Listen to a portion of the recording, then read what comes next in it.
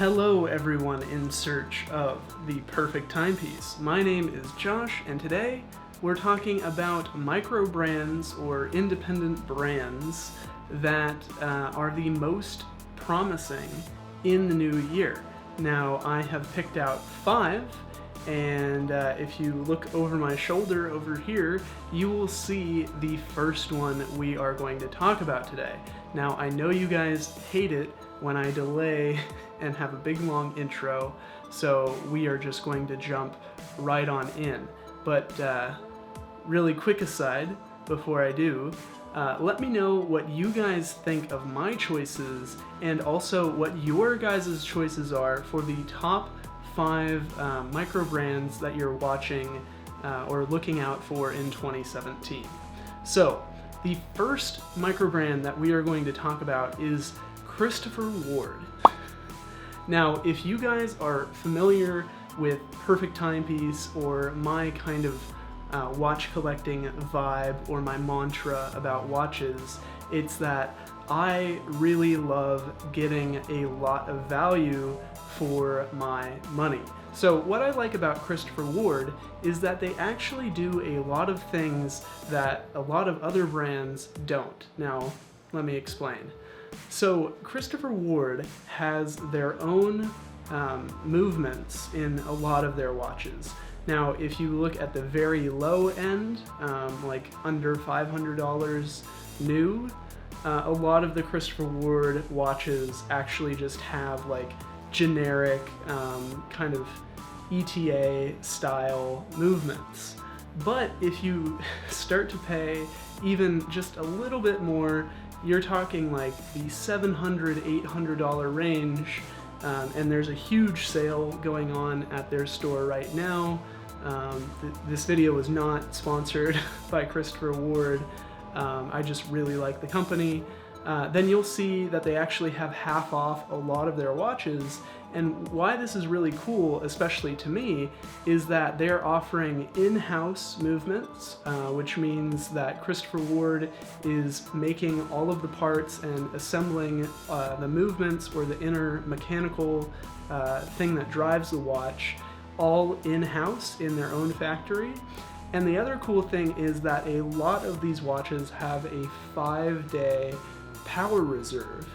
It's incredibly hard to find a Swiss manufacturer, which Christopher Ward is. They're based in London, but they do all of their manufacturing in Switzerland, that offers such extreme technology, such awesome, 5-day power reserves at the price.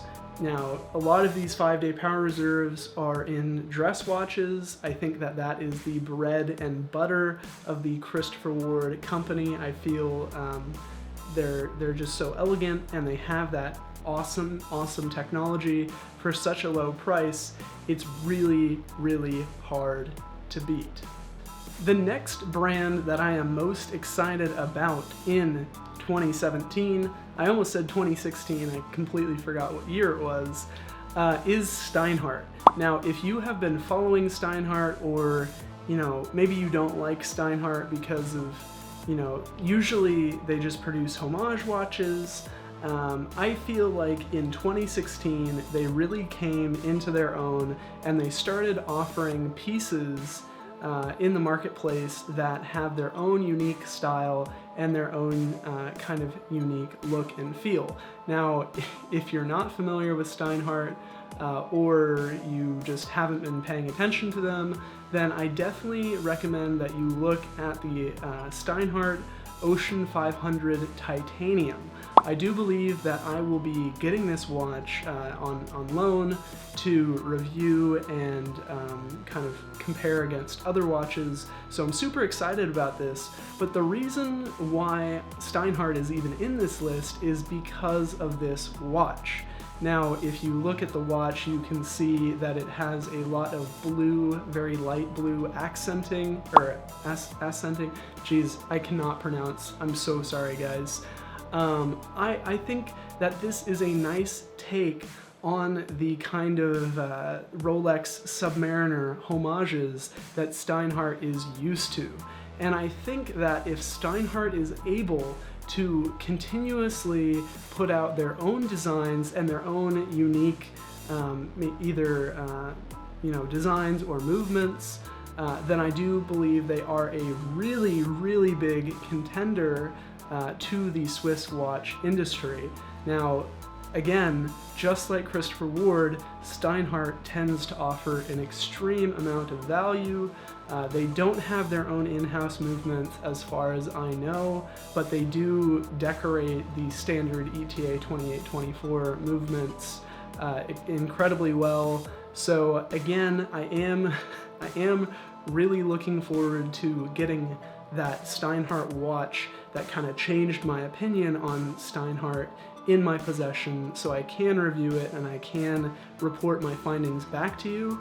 And I do think that it could mark a new direction for the Steinhart company, and as a watch lover, I love the diversity between brands and what they offer. So I really hope Steinhart is able to kind of take the hint and kind of change directions toward their own unique designs, and maybe even offer an in-house movement. I would love to see that from Steinhart. Alright, so up next we have Damasko. I hope I pronounced that correctly. Places 2 and 3 on this list were very hotly contested. I am looking forward toward the Steinhart just a little bit more, because I do feel like they offer just a tad bit more for the budget. But I think Damasko is placed very well in the marketplace for 2017. I kind of think of them as like a budget Zin or Sin. Damasko offers a lot of similar kind of technology. I would say this is kind of like technology porn in the watch community, Zin and Damasko. They do really cool things like when the cases are forged, they do extreme temperature testing. We're talking like negative 60 degrees Fahrenheit or something. Something that you would never hopefully have to wear the watch in, but it's just cool, and it kind of gets into your inner kind of geek. I'm an engineer. I love all the little mechanical stress tests that they do to watches, and Sin is known throughout the entire industry for how much they test their watches. I believe one of the watches they make, has gone through like hundreds of tests. Sorry guys, I had a little bit of a cough break. So Damasko offers a lot of the same technology that Sin does, but for a slightly lower price. And that's kind of the reason why I think Damasko is positioned in a really interesting position, because Sin, I feel, kind of specializes in pilot type watches with a lot of technology porn, as I like to call it. And Damasko is kind of right up there with Sin, and they do offer very similar technology porn. The only problem that I have with Damasko is that they do tend to use those off-the-shelf style movements, those ETA 2824s, the ETA 2836s. Basically, if you have no idea what I'm talking about, they're just using the generic engine inside a lot of watches. And that isn't necessarily a bad thing, because, they're very reliable and all of that, but I would like to see some in-house movements, and maybe Damasko investing some of their own money in trying to create some new technologies and not just copying Sin. Now, again, I could be completely wrong. Damasko could have their own independent tests, but honestly, as a consumer, I'm not privy to that.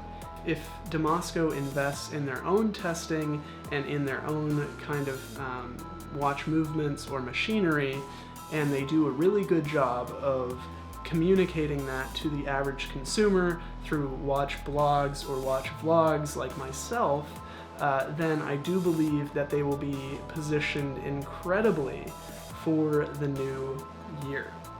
Now, up next in the 4th position is actually a watch brand that came from Kickstarter, And a lot of the watches on Kickstarter are not of very good quality, but Oak and Oscar, I feel, is completely separate from that. I feel like they make really good quality watches for the price.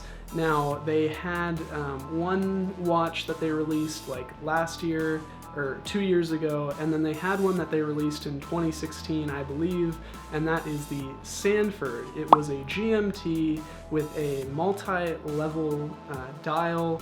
Basically, they had the numbers cut out of one dial, and then they had a dial like beneath that to show through, which is a very, very nice touch, and it just looks amazing from all different angles because you get to see kind of that different leveling on the dial. Anyway, I love dials with different levels, so I'm kind of getting locked into that tangent.